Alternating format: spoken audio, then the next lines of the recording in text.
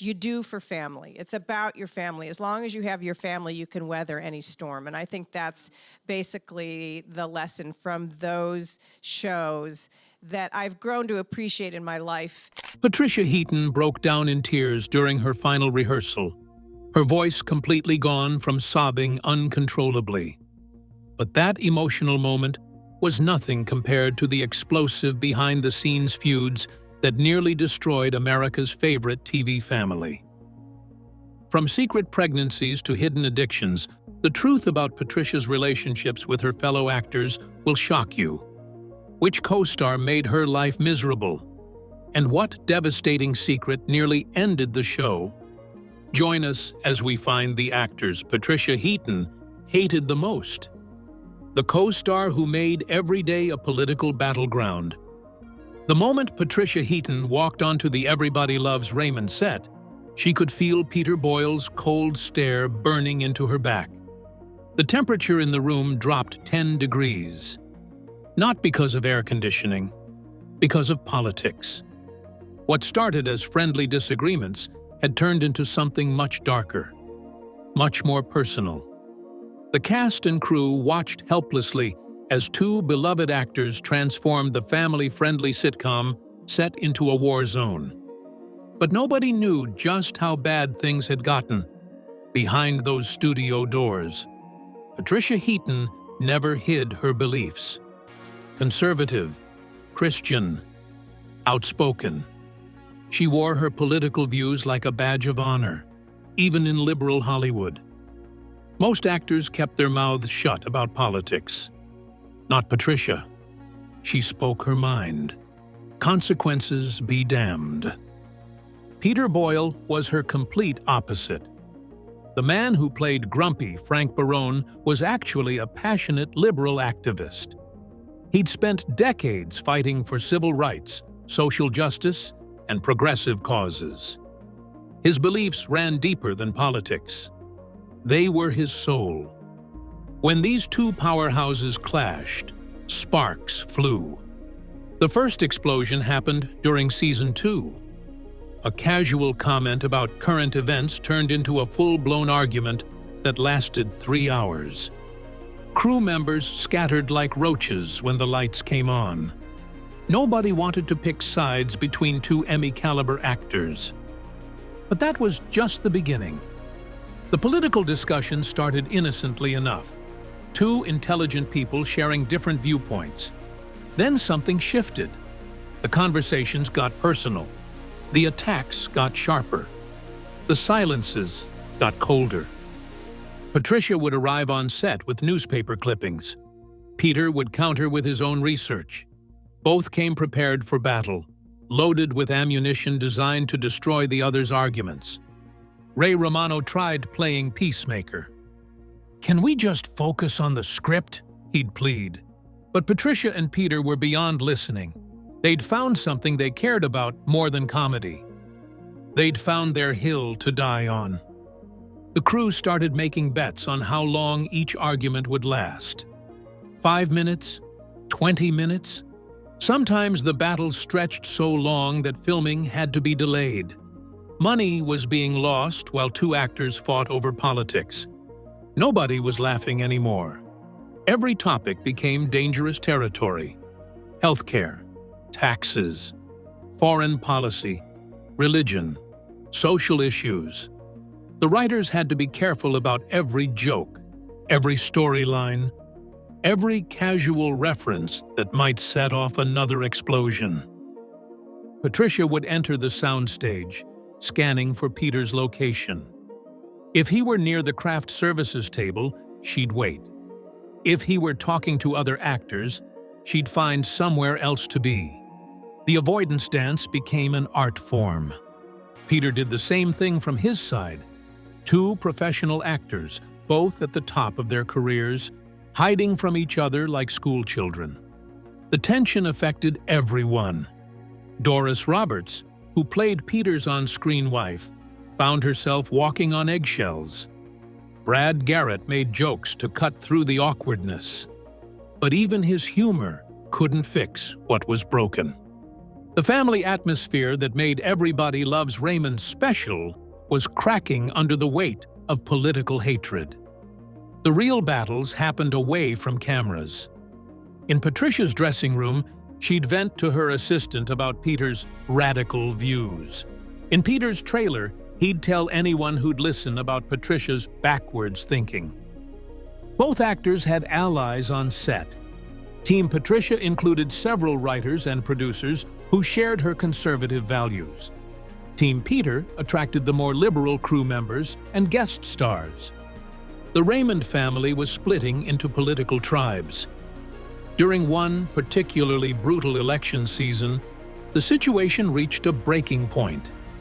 Peter made a comment about Patricia's political heroes that crossed every line. Patricia's face went white with rage. Her hands started shaking.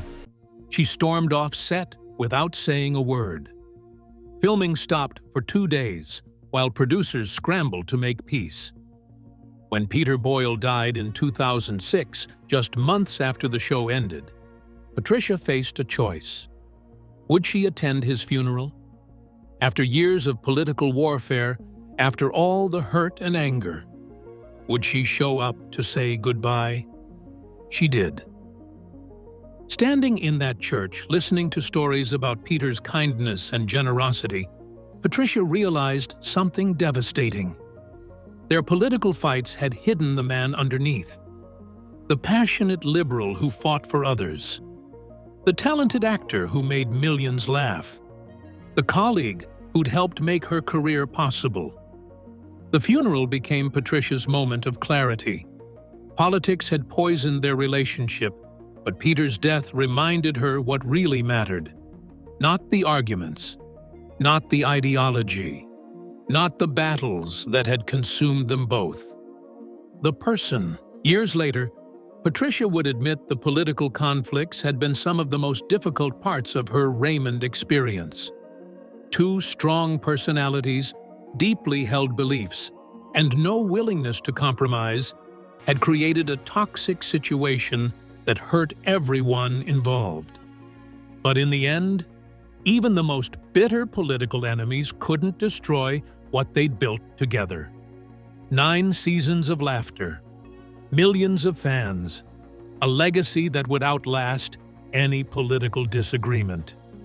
Though Everybody Loves Raymond family had survived their civil war, scarred but still standing. But while Patricia and Peter battled over politics, something far more poisonous was brewing behind those studio walls. What happens when money destroys everything? When million-dollar paychecks destroyed family bonds? The year 2003 brought news that would shatter the Raymond family forever. Ray Romano had just signed the most shocking contract in television history. $1.8 million per episode. The number was so big it made headlines across the country. When word leaked through Hollywood, it created a ripple effect nobody saw coming. Patricia Heaton found out about Ray's payday the same way everyone else did, through industry gossip. She was sitting in her dressing room when her agent called with the devastating news. Her stomach dropped. While Ray was earning nearly $2 million for 22 minutes of work, Patricia was making a fraction of that amount. The woman who played his wife, who'd won 2 Emmy Awards, who'd helped build the show's success from day one, was being paid like a supporting player. The betrayal cut deeper than any political argument ever could. Patricia had considered Ray a friend. They'd shared countless laughs between takes. Their on-screen chemistry had made the show magical. She'd trusted him to look out for the entire cast when contract negotiations happened. That trust was now shattered into 1,000 pieces. If Patricia felt betrayed, Brad Garrett felt completely humiliated. The 6'8" actor who played Robert Barone was earning $160,000 per episode. Good money for most people. Embarrassing money compared to Ray's fortune. The math was brutal. Ray earned more than 10 times what Brad received. 10 times more for playing the same family. 10 times more for the same hours. 10 times more for what many fans considered a less interesting character. Brad had won 3 Emmy Awards for his brilliant portrayal of the jealous, bitter brother. Audiences loved Robert's mix of vulnerability and rage. Critics praised Brad's comedic timing and dramatic depth. None of that mattered when paychecks were handed out. Brad's hurt ran deeper than money alone. The salary gap felt like a public statement about his worth to the show. After years of creating comedy gold together, the financial difference screamed that his contributions meant nothing. The sting of that realization burned worse than any professional rejection he'd ever faced. The tension on set became impossible to ignore. Patricia struggled to maintain her usual professionalism while wrestling with feelings of betrayal and rage. Every scene with Ray now carried an undercurrent of resentment that hadn't existed before. Brad was even worse. The easy camaraderie that had made their on-screen brotherhood so believable started cracking under the weight of financial inequality. He'd look at Ray during rehearsals with barely concealed anger. The political warfare between Patricia and Peter Boyle suddenly seemed like child's play compared to this new battle. Money had a way of making every other conflict feel small and petty. Then Brad made an unprecedented decision that sent shockwaves through the entire production. He walked off the set, just left, right in the middle of filming Season 7. The news hit the entertainment world like a bomb. Everybody Loves Raymond without Robert Barone seemed impossible to imagine. But Brad's frustration had reached a level where pride mattered more than paychecks. Brad's walkout created a domino effect that nearly destroyed the entire show. Other cast members, inspired by his courage and facing their own salary grievances, began making demands. Patricia started questioning why she'd stayed quiet for so long. The unity that had made the show so successful suddenly worked against the producers.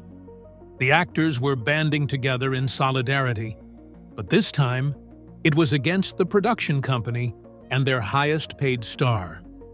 Production ground to a complete halt.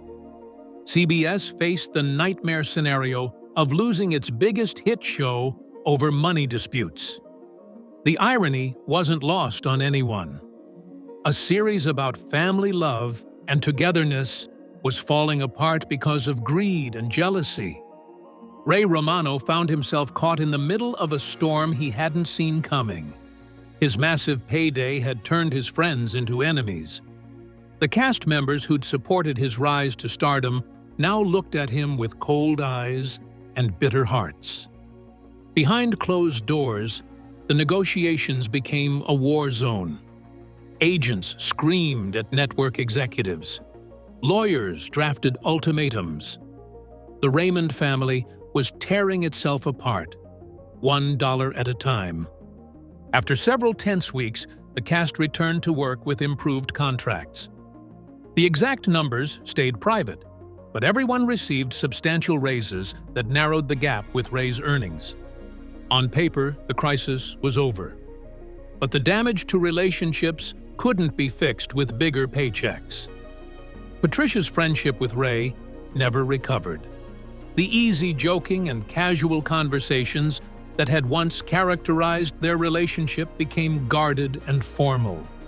She'd smile for the cameras, hit her marks, and deliver her lines with perfect timing. But the warmth was gone. Brad's relationship with Ray became even more complicated. They maintained their on-screen chemistry and continued delivering laughs to audiences. Off-camera, though, their friendship had been fundamentally altered by the salary betrayal. The political battles between Patricia and Peter suddenly seemed less important. Money had revealed something uglier about human nature than any political disagreement ever could. It showed how success and greed could poison even the strongest relationships. The Raymond set never felt the same again. The family atmosphere that had made the show special was replaced by professional courtesy and barely hidden resentment. They'd learned that, in Hollywood, even family has a price, and sometimes that price is everything. But even as the cast pretended to heal from their money wars, Patricia was secretly crumbling under pressures nobody could see. What happens when perfection finally cracks?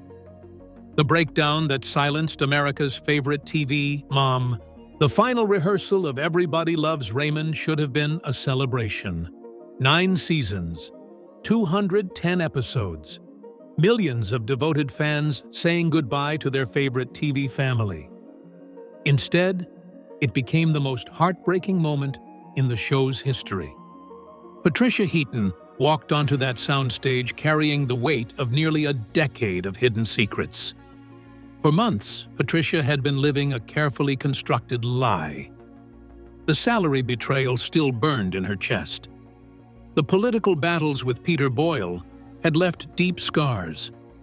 The exhaustion from hiding 2 secret pregnancies throughout the series had taken its toll. But there was more, so much more that fans never knew. The pressure of being America's perfect TV mom had been crushing her slowly, day by day, year by year. Every interview where she smiled and talked about family values, every public appearance where she played the role of the wholesome sitcom star, every moment she had to pretend her real life matched her on-screen character. Behind closed doors, she was falling apart. The hidden pregnancies had been just the beginning. Patricia had spent years juggling 3 young children at home while filming 12-hour days. She'd missed countless bedtimes, school plays, and family dinners to make audiences laugh on Friday nights. The guilt was eating her alive. That final rehearsal started like every other. The cast gathered on the familiar living room set. The crew adjusted lights and cameras. The studio audience filled their seats, excited to witness television history. Patricia took her mark beside Ray Romano, just like she had thousands of times before. But something was different. Her hands were shaking. Her breathing felt shallow. The weight of everything she'd been carrying suddenly felt unbearable. The first few lines went fine. Then Patricia felt it starting, a tightness in her chest, a tremor in her voice. The emotions she'd been pushing down for years were clawing their way to the surface. She tried to power through. This was live television. Hundreds of people were watching. Millions more would see this performance. She was a professional. She could handle this. But she couldn't. Halfway through the first scene, Patricia's voice began to crack. Not from a cold or illness. From pure, overwhelming emotion. 9 years of hidden pain were demanding to be heard. The tears started as tiny drops. Then they became a flood. Patricia tried to speak her next line, but only a whisper came out. She cleared her throat and tried again. Nothing. Her vocal cords had completely shut down from the intensity of her sobbing. The studio audience sat in stunned silence. This wasn't part of the script. This wasn't Deborah Barone having an emotional moment. This was Patricia Heaton, the real person, completely falling apart in front of 300 strangers. Ray Romano reached out to touch her shoulder, but Patricia was beyond comfort. The sobs were coming from somewhere so deep inside her that she couldn't control them. Her entire body shook with the force of emotions she'd been holding back for years. The cameras kept rolling for a few more seconds, capturing every heartbreaking moment. Then someone finally yelled, "Cut!" But Patricia couldn't stop. The breakdown had taken on a life of its own. The cast surrounded her with support, but she was unreachable. Doris Roberts tried to offer motherly comfort, Brad Garrett attempted to lighten the mood with gentle humor. Nothing worked. Patricia was drowning in years of suppressed pain. The audience was asked to leave. The crew stood around awkwardly, not knowing whether to stay or go. This was supposed to be a celebration, but it felt more like a funeral. Production had no choice but to shut down for the day. The finale of one of television's most beloved shows was postponed because their leading lady had literally lost her voice from crying. What the audience didn't know was that Patricia's breakdown had been building for years. The salary betrayal had been the final straw, but the foundation had been cracking long before Ray Romano's massive payday.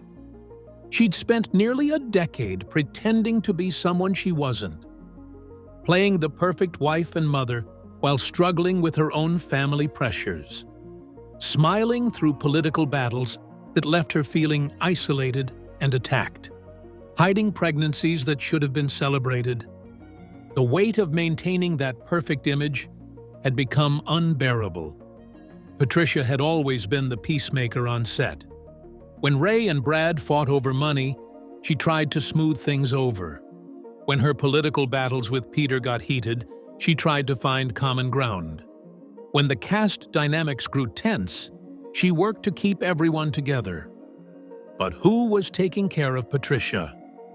It took 3 days for Patricia to recover enough to film the finale. 3 days of rest, therapy, and soul-searching before she could face the cameras again. When she finally returned, her voice was still hoarse from the emotional trauma. The final episode aired without any mention of what had happened behind the scenes. Audiences saw a touching goodbye to the Barone family. They had no idea they were watching an actress who had just experienced the most vulnerable moment of her career. That breakdown became a turning point for Patricia. She realized that success without authenticity was just another form of prison. The perfect TV mom image she'd worked so hard to maintain had nearly destroyed her. The Raymond family had survived salary wars and political battles. But Patricia's emotional collapse revealed the hidden cost of their success.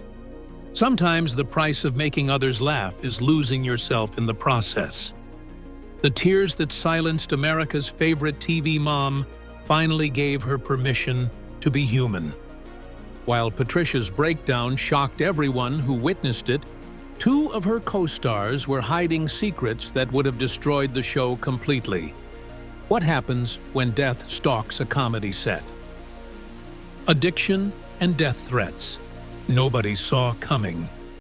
The laughter that filled the Raymond soundstage every Friday night was hiding pain that ran deeper than anyone could imagine. Behind those perfectly timed jokes and Emmy-winning performances, cast members were fighting battles that could have ended everything. Brad Garrett stood 6 feet 8 inches tall, towering over everyone on set. His deep voice delivered Robert's complaints with flawless comedic timing. Audiences loved his sad sack character, but they had no idea Garrett was delivering those lines while completely drunk. During the entire first season, Garrett showed up to work every single day under the influence. He called himself a high-functioning alcoholic, someone who could hide his drinking so perfectly that nobody suspected anything was wrong. The cameras rolled. He hit his mark. He delivered his lines with perfect timing. Everyone went home thinking the tall, funny guy was just naturally gifted at comedy. They were wrong. Late at night, when the studio lights went dark and the audience headed home, Garrett was falling apart. The man who made millions of people laugh was drowning in alcohol, and he was doing it completely alone. He described those dark moments as walking around on all fours, barking like a dog. The successful actor was losing his humanity one drink at a time, and nobody around him had any clue. The pressure of hiding his addiction while performing on one of television's biggest hits was crushing him. Every day required tremendous energy to maintain the facade. Smile for the cameras. Be funny on command. pretend everything was fine when his world was crumbling. The breaking point came before the first season even ended. Garrett caught his reflection in his dressing room mirror and saw what he had become. The image staring back at him was a stranger, a hollow shell of the person he used to be. Something clicked in that moment, a moment of clarity that probably saved his life. He made a decision that required more courage than any performance he'd ever given. He stopped drinking, cold turkey, right there in the middle of their biggest success. The strength it took to beat that addiction while filming one of television's hottest shows was almost impossible to comprehend. Every single day, he had to show up and be hilarious while fighting demons that wanted to destroy him from the inside. Somehow, he managed to do both. But Garrett wasn't the only one carrying a devastating secret.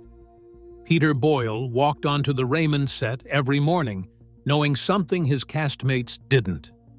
In 2002, doctors had delivered news that would have shattered most people. He had multiple myeloma, a deadly cancer attacking his bone marrow. He was dying, and almost nobody knew. The diagnosis put Boyle in an impossible position. Tell everyone and watch them treat him like a walking corpse, or keep quiet and hope he can finish what might be his final performance. He chose silence, but he needed advice from someone he trusted completely. Boyle pulled Doris Roberts aside during a break between scenes. She played his wife, Marie, but off camera, she had become his closest friend and confidant. When he told her about the cancer, Roberts faced her own terrible choice. Should she encourage him to tell the rest of the cast, or help him protect his secret? Her advice would define his final years on the show. She told him firmly that he didn't need to be treated like a dying man. What he needed was for the writers to keep creating material for Frank Barone. So Boyle kept his deadly secret locked away. Every single day, Boyle showed up and delivered Frank's cranky one-liners while his body was betraying him from within. The political battles with Patricia suddenly seemed trivial compared to his private war with cancer. Only Roberts and a handful of producers knew that each day of filming might be his last. The rest of the cast had no idea they were working alongside a man who was slowly dying. Boyle's dedication was superhuman. He dealt with the physical pain of cancer treatments while maintaining his comedic timing. He endured the emotional torture of keeping such a massive secret while staying professional and funny. The show's family atmosphere meant everything to him during those final seasons.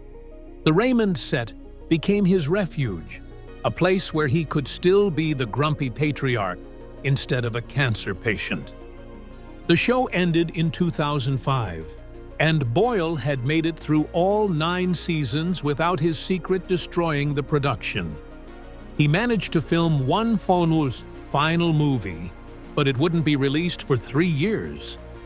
In 2006, just months after Raymond's finale aired, Peter Boyle died. He was 71 years old. The news hit the Raymond family like a freight train. Suddenly, everyone understood why Boyle had seemed more tired during those final seasons. Why had he been more quiet between takes? Why he'd hugged people a little longer when saying goodbye each night. The man they'd worked with for nearly a decade had been fighting for his life, and they'd never known. Patricia's breakdown suddenly made more sense to everyone involved. She had been surrounded by people carrying devastating secrets. The political battles with Boyle now seemed heartbreaking instead of annoying. He'd been fighting for his beliefs while fighting for his life. The Raymond set had been a place where people came to work while dealing with addiction, terminal illness, and crushing personal pressure. The laughter that filled those studios every week was real, but it was also a mask covering unimaginable pain. Years later, when the full truth came out about what everyone had been hiding, the show's legacy took on new meaning. They hadn't just been making comedy together. They'd been saving each other's lives, one laugh at a time. The family they'd created on screen had become a lifeline for people drowning in secrets they couldn't share with anyone else.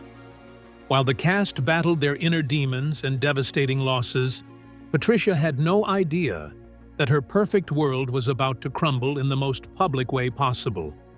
But would her wholesome image survive what came next? Assistant's shocking accusations.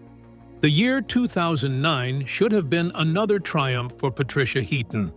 Her Emmy wins still sparkled on the shelf. Her bank account overflowed from Raymond's success. Fans everywhere adored her as television's most relatable mom. She had built an empire on being America's sweetheart, the actress who understood real family struggles. Then Jennifer Lee stepped forward with a story that shattered everything. Lee had worked as Patricia's personal assistant, the invisible person who kept a superstar's chaotic life running smoothly. She scheduled appointments, answered phones, ran errands, and handled the 1,000 tiny details that pile up when someone juggles Hollywood success with raising 4 children. From the outside, it looked like the perfect job working for the perfect boss. Behind closed doors, Lee claimed it was a nightmare. The lawsuit hit Hollywood like a bomb. Entertainment reporters scrambled to cover the story of Emmy winner Patricia Heaton being sued by her own employee. The allegations were specific, damaging, and impossible to ignore. Lee accused Patricia of violating labor laws, demanding unreasonable work hours, and refusing to pay what she owed. The most shocking detail was also the smallest. One unpaid paycheck worth exactly $742. Patricia Heaton was worth millions. She could buy a car with the loose change in her couch cushions, yet according to the lawsuit, she had refused to pay her assistant this tiny amount. The number became a symbol that followed Patricia everywhere she went. How could someone who played a struggling working mother on television refuse to pay such a small debt to the woman who helped manage her real life? The media circus began immediately. Headlines across the country highlighted the brutal irony. TV mom Patricia Heaton sued by assistant. Everybody loves Raymond star accused of labor violations. Emmy winner's perfect image crumbles in court. For Jennifer Lee, filing the lawsuit took incredible courage. But Lee felt she had no choice. The working conditions had allegedly become unbearable. The unpaid wages were adding up. Someone had to speak up, even if it meant going to war with one of television's biggest stars. Patricia's response revealed everything. Her team stayed completely silent. No statements defending her character, no explanations about workplace policies, no attempts to tell her side of the story. The silence was deafening and damaging. That refusal to respond made people assume the worst. If the allegations were false, why not say so? If there was another explanation, why not share it? The lack of defense became its own kind of admission. For Patricia's fans, the case was devastating. They had spent 9 years watching her play Deborah Barone, a character who fought for fairness and stood up for working families. The real Patricia was being accused of treating her own employee exactly the opposite way. The disconnect was impossible to ignore. The case also made it harder for Patricia to hire good employees.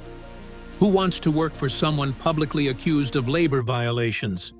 Even innocent job candidates now worried about what they might be getting into. The lawsuit had poisoned the well for future employment relationships. The lawsuit forced everyone to look beyond Patricia's carefully crafted public image. It revealed that America's favorite TV mom might not be quite as perfect as she seemed on screen. For fans who thought they knew exactly who Patricia Heaton was, the court case became a harsh reminder that celebrities are often nothing like the characters they play. The legal nightmare didn't just expose one actress's alleged behavior. It pulled back the curtain on an entire culture, where star worship creates conditions that no normal workplace would tolerate. Thank you for watching. Like, comment, and subscribe. Also, check out another interesting video by clicking on the video shown on your screen. See you on the other side.